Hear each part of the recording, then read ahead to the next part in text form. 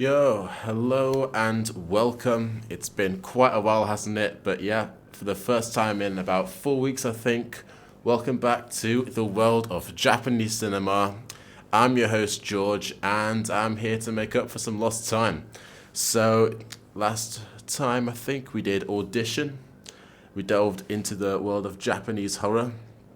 And this time, I'd like to bring out one of my personal favorites and a really big black and white apocalyptic nightmare. I'm going to delve you right into Tetsuo the Iron Man from 1989.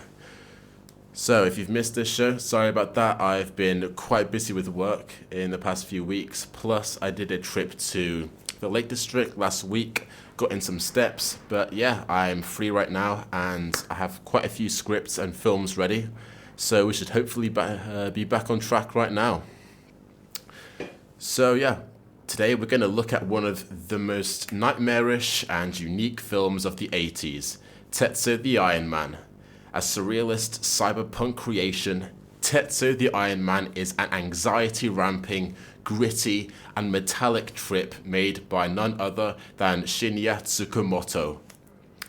As you can see, I'm not going to do another Akira Kurosawa film for maybe about another week or two, but I'll be down for doing another one of his films quite soon, but I like to expand things a bit. And it's nothing better to shake things up than with this film. This film is not for the faint of heart. And with that, I must give a small warning to any listeners that this current episode is going to mention some pretty graphic themes and scenes involving bloody violence and maybe a couple of bits of sexual abuse. So if you'd rather not hear about such things, I'd consider maybe giving today's show a skip, because this film is a little bit brutal in parts. But if you're okay with that and ready to move on, then let's get to it. So this film is only an hour and 10 minutes long, but time itself passes by incredibly strangely when you dive in. As a big fan of Japanese film, I can say no other film has won me over with such uniquely dark and nightmarish art. Quite a few Japanese movies delve into surrealism and they don't really delve much into the regular sort of constraints of plot. Films like House and Audition, that horror film that I reviewed last time, they have very kind of messed up sort of narratives. They have quite a lot of unpredictable horror, but nothing as sort of uncohesive as this. Nothing as quite as deranged or violent as Tetsuo the Iron Man. Tetsuo's styles are exaggerated to extremes. Its cinematic visions are graphic and brutal, and its plot, if you can even call it a plot, is essentially a bunch of confusing, violent scenes strung together with consistent emotions of panic in this new age of technology, just bringing it together. After you get unleashed to some of the most visually horrific and sometimes weirdly entrancing moments put on film, you can see that Tetsuo's cult classic status is rightly earned. It's essentially a sort of weird link between pain and pleasure, exaggerated by its own links between man and metal. So it centers around an unnamed Japanese salaryman. He's literally known as Salaryman in the script, so bear with me on that, who wakes up to find pieces of metal sprouting from various parts of his body and becomes haunted by visions of metal-oriented sexual fantasies. As the man becomes a hybrid of man and machine, he develops a connection with a victim from a hit and run who is undergoing a similar transformation. This victim of the hit and run accident is known as the metal fetishist. That's also his true official name in the script, and is essentially our film's antagonist. But to proper dissect the film's style and perverse beauty, we do need to go a little more in depth to the quote-unquote plot. So the film's plot begins with the metal fetishist Okay, here starts the kind of brutal aspects now. 3, 2, 1. Cutting his thigh open and cramming a metal pipe down it. After later unwrapping his crude operation and finding his leg now rotten and infested with maggots, he madly runs out to the road only to get hit by a car. This car belonging to none other than the salaryman. Weeks later, after having dumped the fetishist's body and left him to die, the salaryman notices a shard of metal sticking out of his cheek while shaving. After some blood spurts after trying to pluck it out, it turns out that the metal is growing out from inside him. Thus begins the horrific transformation curse, from the salaryman into a metal abomination, gaining thickened metal skin, jet boosters from his heels, and, infamous of them all, a giant rotating power drill in place of a spot I'm sure you can guess. Meanwhile, the fetishist gets reborn from a massive, obscure piece of metal and is now also becoming a man of metal with powers surpassing his killer, having won his preferred... Sorry, I'll open this water. Having won his perverse dream of becoming a man of iron, he goes to greet his fateful twin flame. After overpowering him and forcing him into submission, he tries to convince him to team up with him and bring a metal apocalypse onto the world.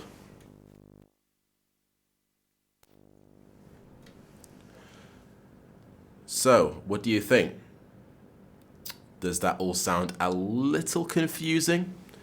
Not exactly Seven Samurai clear, is it?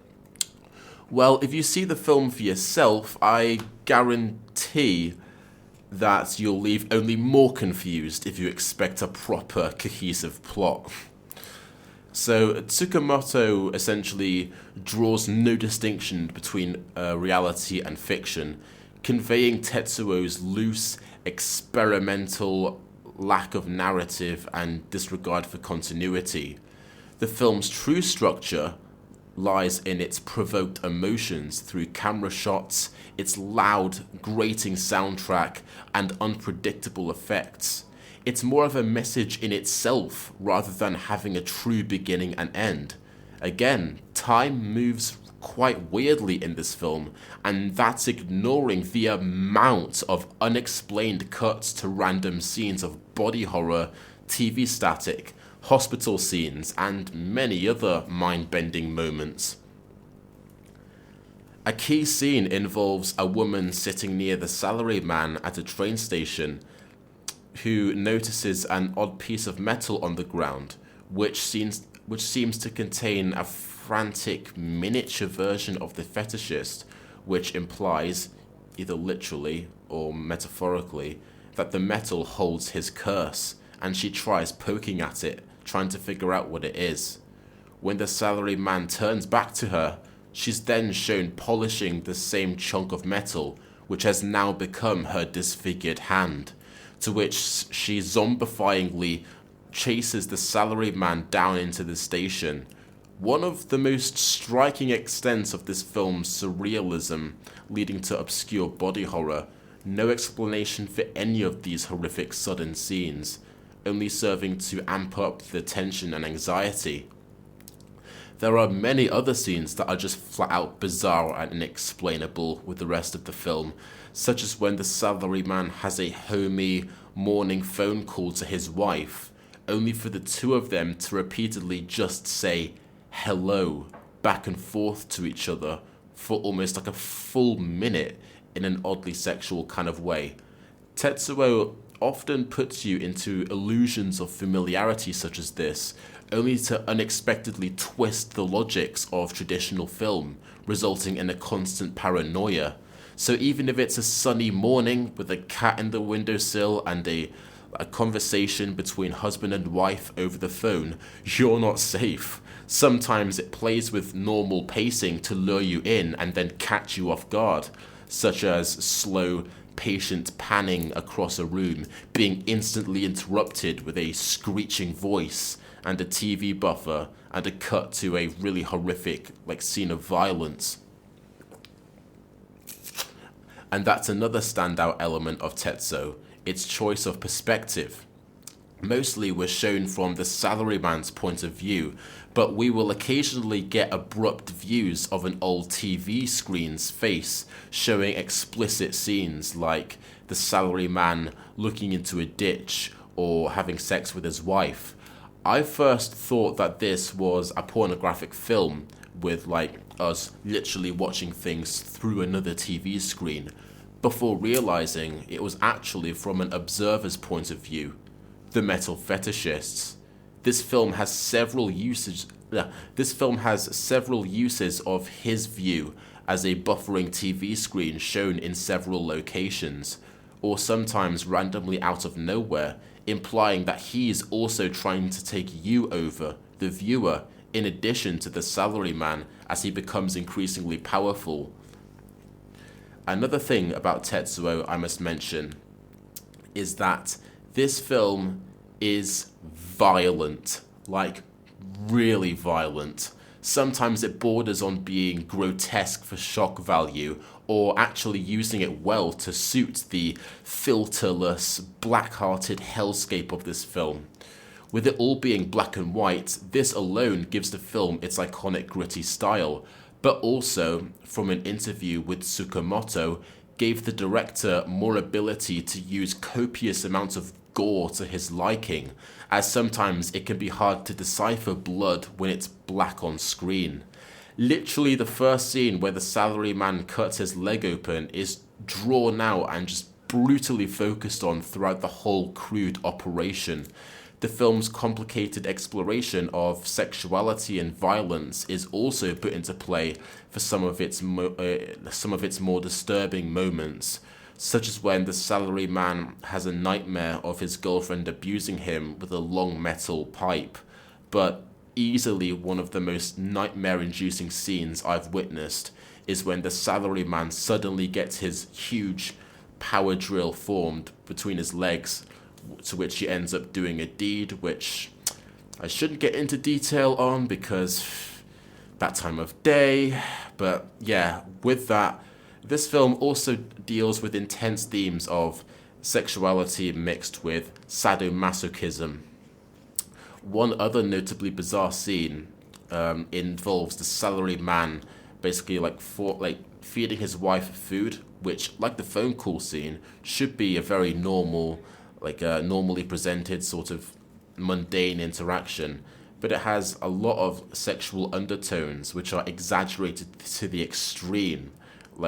The camera's focus almost completely the camera almost completely focuses on the metal fork, while a load of weird, blissful, explosive sounds are heard after he gives her every mouthful, which brings this sense of wrong pleasure being given through metal. And that's essentially what this scene and a lot of more moments bring forward: pain and pleasure, flesh and metal, disturbing new emotions and change. But as for the actual characterization, there isn't that much to take from Tetsuo other than its panic and mood. Our salaryman is a very meek character with very little dialogue, who acts in pure fear at what is happening to him and around him, or engages in a lot of weird, sexually suppressed games and dialogue. In a way, I guess this film is sort of similar to Audition, if you remember my review of that film. In Audition, our middle-aged protagonist is forced to confront a lot of underlying views and emotions, mostly towards women, that had remained buried and unquestioned within himself when he meets a new woman who he falls for. When his view of this new love of his falls under question, he suddenly becomes paranoid, with his values suddenly becoming questioned, and the subsequent ugliness of his emotions being portrayed with very violent, nightmarish scenes, including one where he gets mutilated.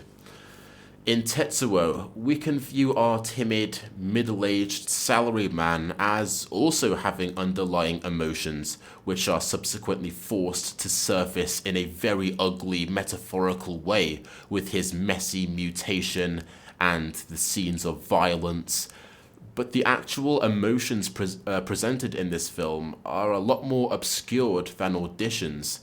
It could be his own repressed sexuality, possibly explaining the whole power drill scene. It could be his anxiety, or rather Tsukamoto's own anxiety, at this changing age of technology.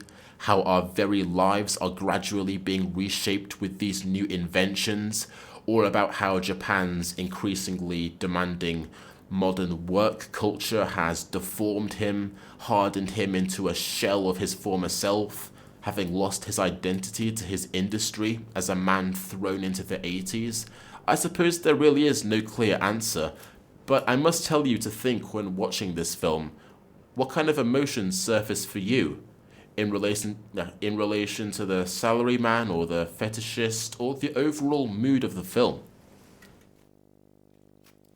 Something is also interesting going back to the character of the frantic and maniacal fetishist. He isn't just someone who gets a turn on by metal, he sees it as the key way to take humanity forward.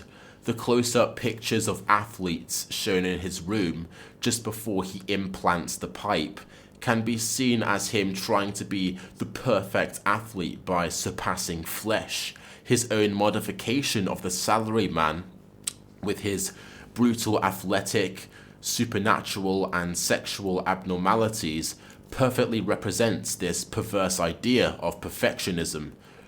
And from an actual interview, when asked about the film's meeting, Tsukamoto responded that he felt it was about the process in which human become iron.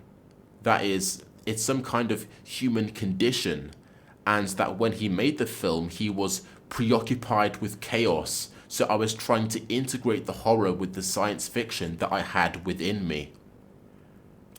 So I guess Tsukamoto sees a little bit of himself in the salaryman.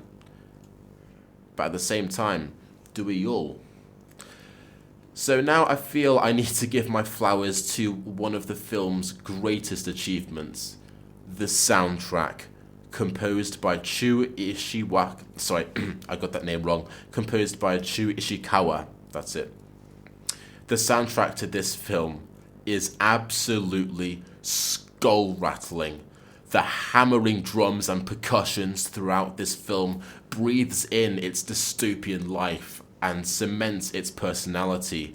Every scene, a thudding and action-packed instrumental plays. The anxiety of the already horrifying film picks up tenfold.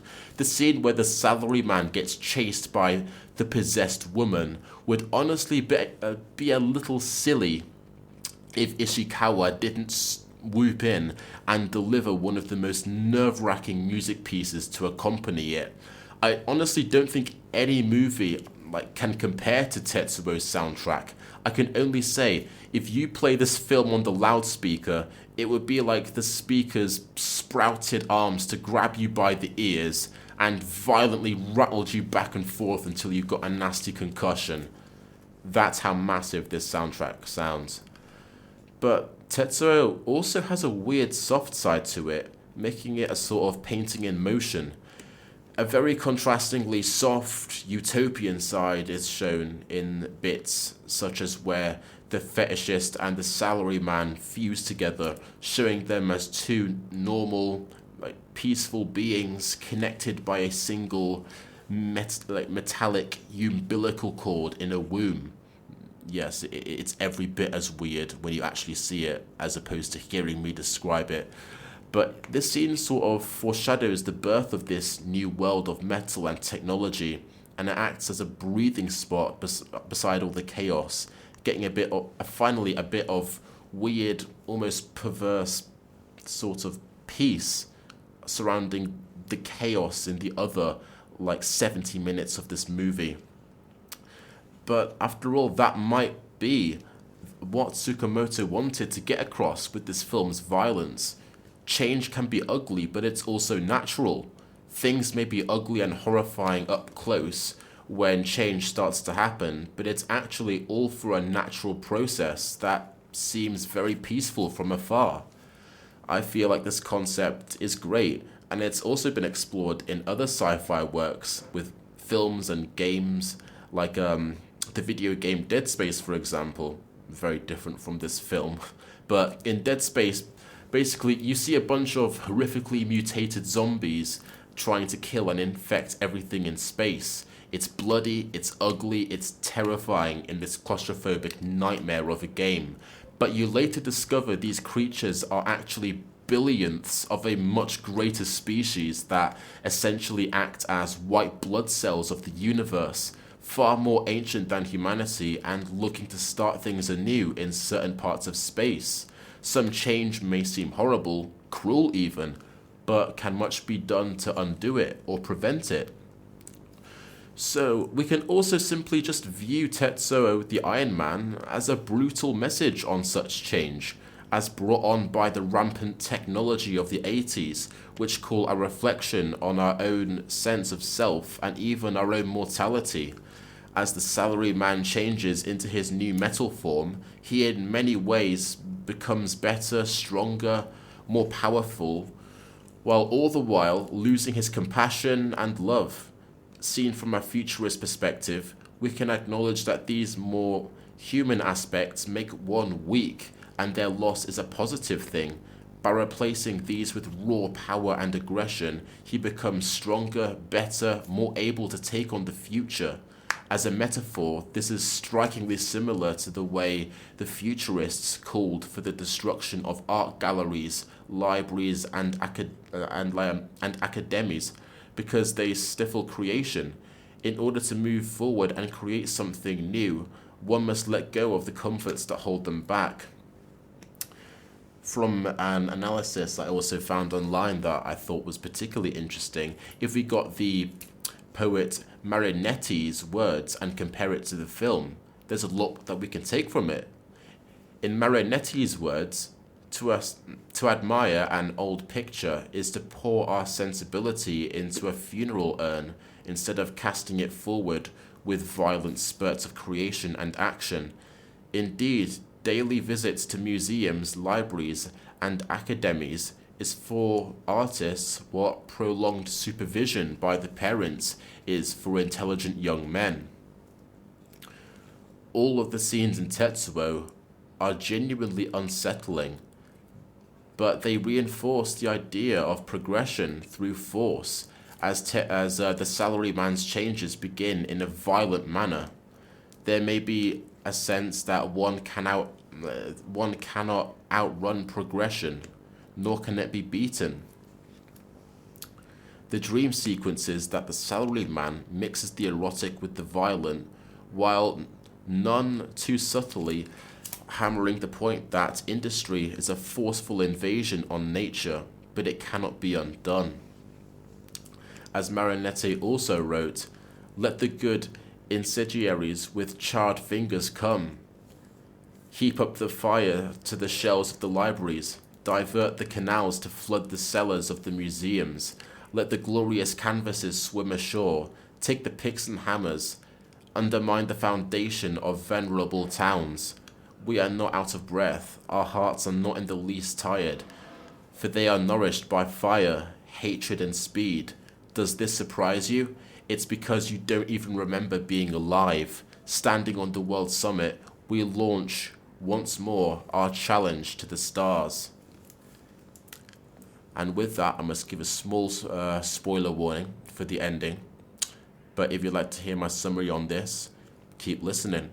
Okay, that last quote by Marinetti quite seamlessly fits in with the last scene, the climax. After the salaryman and the fetishist have their battle, they subsequently fuse together, and after having that peaceful scene with the connecting umbilical cord, they emerge as one giant monstrosity, conjoined in hearts and body. And the fetishist, the last line said in the film, the fetishist says, "Our newfound love can take on this entire world. Let's get them." before the two embark on their journey of destruction, which finishes the film. They are reformed, and some might say it's an almost wrong creation. It's ugly, their compassion has been lost, but at the same time, they can be perceived as more ready to take on this new terrifying age of technology.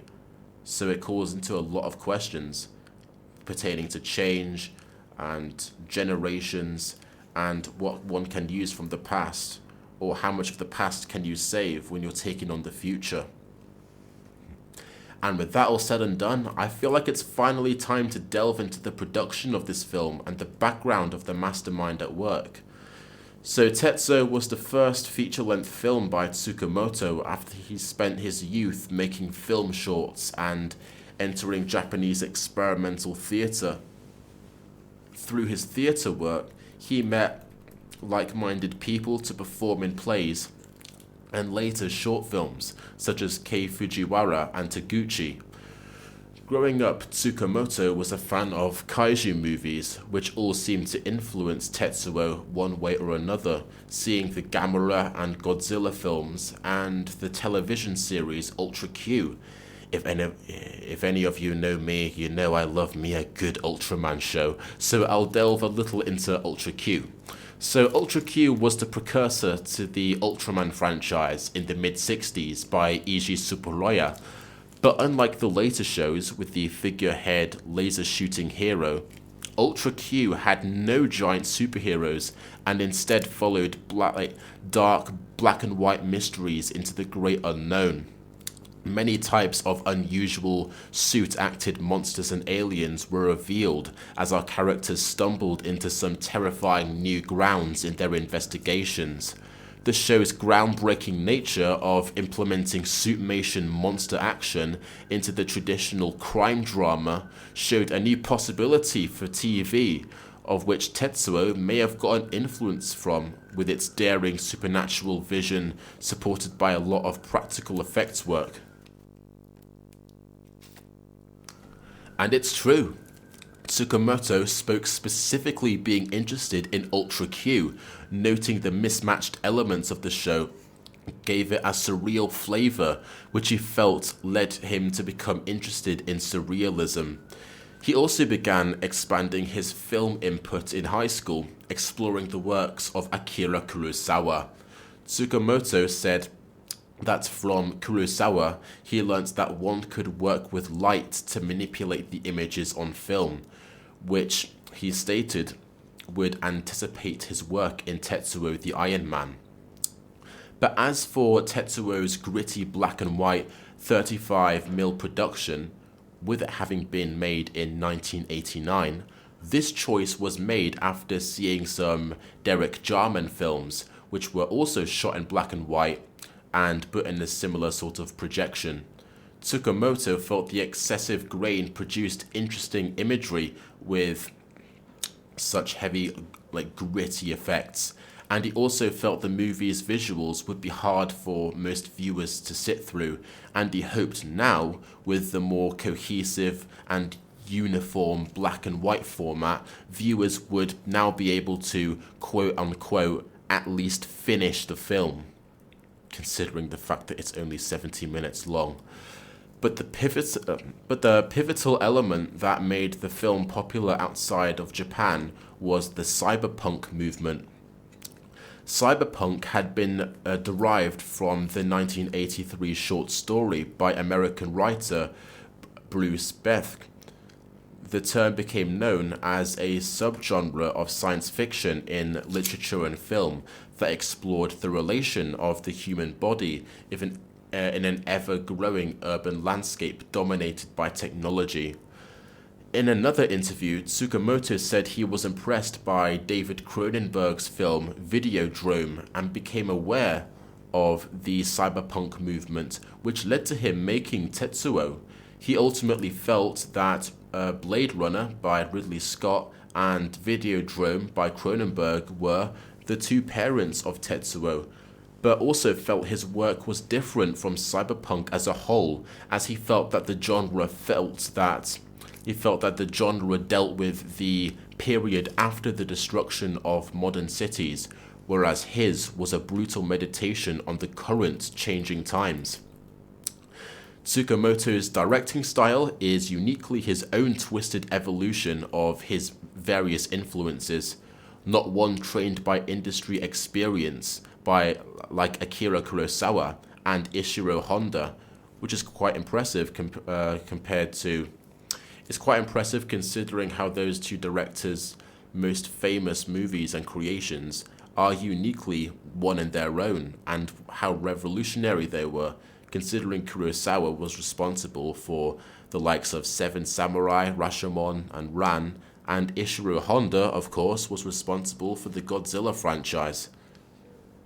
How Tsukamoto was able to break free from their own methods of filmmaking and daringly become one on his own and make his own filmmaking techniques. It shows how daring Tetsuo the Iron Man was, which is even more impressive considering the film's incredibly low budget and how it had to adapt to its limitations with added creativities in practical effects and usages of like sped up motion and fast forwarding. The handheld camera movement is often utilized in conjunction. The handheld camera movement, also considering the low budget, it helped adapt to that. But apart from adapting to the low budgets, this handheld movement was often utilized in conjunction with quick cuts and pans before indulging in several close-ups that discomforted the viewer as well. It dove into the uncanny valley with fast motion and stop motion to depict sped up movement, creating a mesmerizing and unique effect. When a film can adapt to low budgets and find a way to create its own unique, disturbing vision, we all need to look to Tetsuo as a massive influence on film itself. With these weird effects and its daring vision, Tetsuo can also be considered a silent film in the way that it avoids overusage of dialogue in favor of utilizing high contrast light, over accentuating face paint, and exaggerated body movements to create dynamic and striking imagery. The soundtrack can therefore be seen as like an orchestra on the side to work with the film hand in hand, rather than using dialogue. To experience Tetsuo the Iron Man in its fullest, you must treat it as any surrealist piece of art and remove all of your filters as to what defines the logics of cinema and acknowledge there just isn't much intended to be logically understood, as there are uncomfortable emotions to experience. It's solved emotionally rather than logically as a half paradise, half nightmare dystopia that's as much a mesh of cinematic styles and emotional hyperboles as the salesman is of flesh and metal. It has masterful imagination and a lot of entrancing effects that capture that dark essence of a nightmare you can't escape. The salaryman's awesome transformation through a variety of forms is also an absolute spectacle to witness and blooms this film's art style. And with that, while being a considerably uncomfortable watch, you must absolutely give Tetsuo the Iron Man a shot. It really opens your mind as to what is truly out there in the realms of cinema, and I can only compare it to black and white, uncomfortable, surrealist films like those of David Lynch, like Eraserhead, but even with that, Tetsuo finds its own voice. And with that, thus concludes another episode of The World of Japanese Cinema. I hope you've learned something new, if you haven't watched this film already. And I hope you look forward to another episode next week, where I will dive into another director and another film and one of my favorites.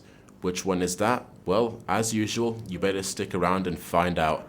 But I would also recommend you follow this show's Instagram, which is titled as Neil Japanese Cinema.